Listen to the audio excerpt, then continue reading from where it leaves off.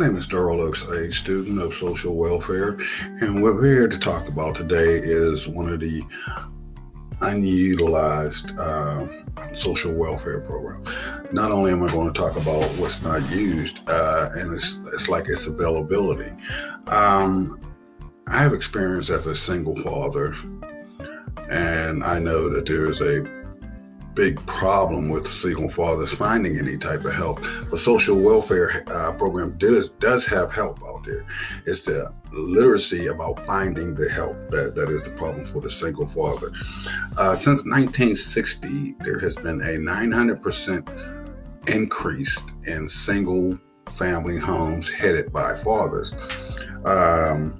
Primarily, you don't know what type of child you're going to have. If there's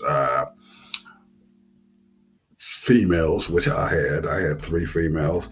I didn't find that there was any resources for like a female mentor for my child to have like a role model. I was almost forced to try to seek out unwanted relationships, which I didn't have time for because I was a single parent. I needed to work and I needed to take care of my kids. This goes on more often than not. You wind up being the girl that's in the social settings, and she can talk about having a relationship, and as soon as she mentions she has kids, they back off. It's the same thing with a father. Never knew how she felt until I became a single father. Then there's the access and willingness to use. That's a problem because we don't even know where to look as a male unless you was brought up in that type of environment. So these resources wind up being either not used, not being put out there as a resource. We don't have if you're a single father, your mentality is to be the breadwinner in the house. You're not going to sit there and actually like just try to be a housewife. That's not to say that a housewife's job is not important or decrease any importance in it. It is a factor. I was ready to be a baby's daddy because it seemed like it was easier. I knew I was raised by a woman in my household, but I never knew all the things. You have things like the changes in a woman that will come from a girl to a woman, as far as like her maturing, and you just don't have all the things. You don't have all the ideology, and she's not going to actually willingly come to you and tell you these things. So that's a need for more social services to reach out to single fathers.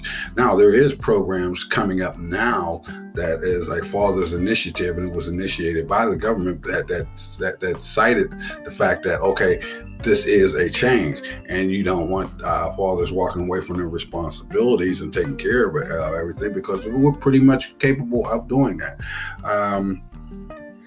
The other is even help online. Do you have time? Are you adapt to taking care of your household? So a lot of these resources go untapped into and unexperienced by a single parent male in a household because of lack of knowledge that they even exist. And being that this is all new, we really have to tap into a lot of things that they have the joint maternity leave and things like that will increase your involvement as a male into your household on the nurturing part. But if you're single, you have nothing to go by. And a lot of times when you become a single parent, it's not by choice if you're a male. Okay, and it's not by choice if you're a woman. If a man walks out on a woman, that was pretty prevalent beforehand, and now it's like a man stepping up and having to take care of his family is new. So the resources are new. So the information has to be new. So again, social welfare programs are trying to get this information out, but it has to be a connection. Being a single father is a culture within itself, and it needs to be expressed that way. Thank you. And you have a blessed day.